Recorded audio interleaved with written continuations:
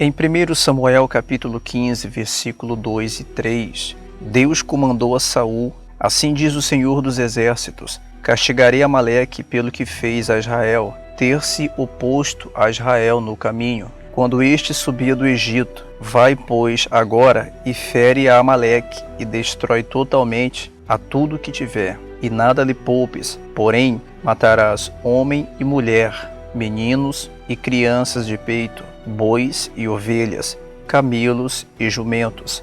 Deus ordenou coisas semelhantes quando os israelitas estavam invadindo a terra prometida.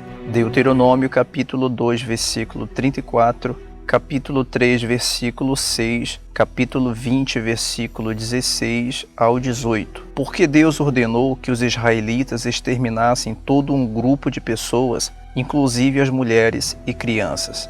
Esta é uma questão difícil. Não entendemos completamente por que Deus iria comandar tal coisa, mas confiamos que Ele é justo e reconhecemos que somos incapazes de compreender plenamente um Deus soberano, infinito e eterno.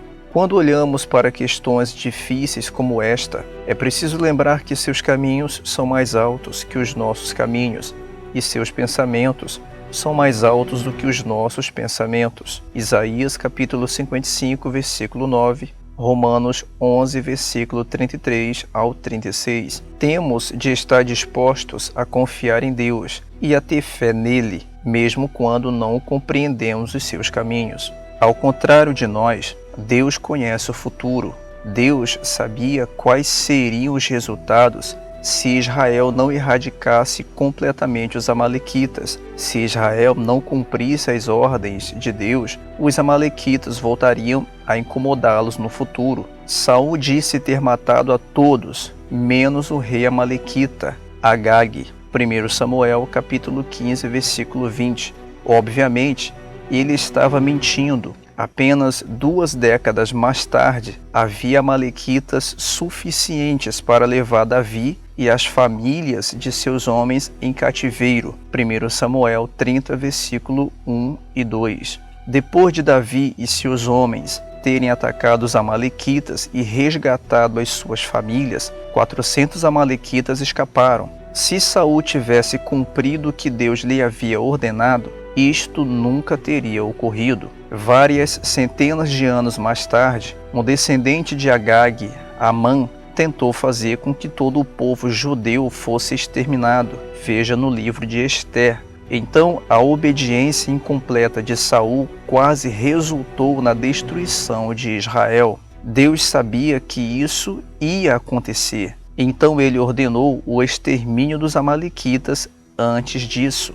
Em relação aos cananeus, Deus ordenou, contudo, nas cidades das nações que o Senhor, o seu Deus, lhe dá por herança, não deixem vivo nenhum ser que respira, conforme a ordem do Senhor, o seu Deus. Destrua totalmente os hititas, os amorreus, os cananeus, os ferezeus, os heveus, os jebuseus. Senão, ele os ensinarão a praticar todas as coisas repugnantes que fazem quando adoram os seus deuses, e vocês pecarão contra o Senhor, o seu Deus. Deuteronômio capítulo 20, versículo 16 ao 18. Os israelitas falharam nesta missão também, e aconteceu exatamente como Deus disse que aconteceria. Juízes capítulo 2, versículo 1 ao 3, 1 Reis 11, versículo 5, 14, versículo 24, 2 Reis 16, versículo 3 e 4. Deus não ordenou o extermínio dessas pessoas para ser cruel, mas para evitar que um mal ainda maior ocorresse no futuro.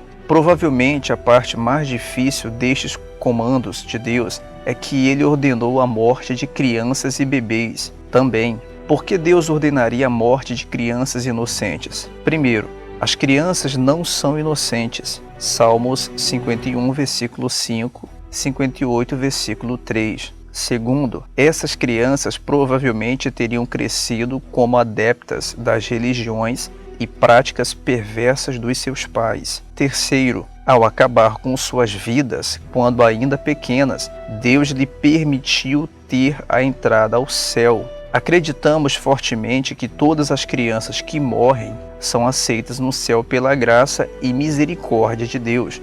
Segundo Samuel capítulo 12, versículo 22 e 23, Marcos 10, versículo 14 e 15, Mateus 18, versículo 2 ao 4. Mais uma vez, esta resposta não lida completamente com todas as questões. Nosso foco deve estar em confiar em Deus, mesmo quando não compreendemos os seus caminhos. Devemos lembrar também que o Senhor observa as coisas de uma perspectiva eterna e que os seus caminhos são mais altos do que os nossos caminhos. Deus é justo, reto, santo, amoroso, misericordioso e gracioso. Como todos os seus atributos trabalham juntos, pode até ser um mistério para nós, mas isso não significa que ele não seja quem a Bíblia proclama que é.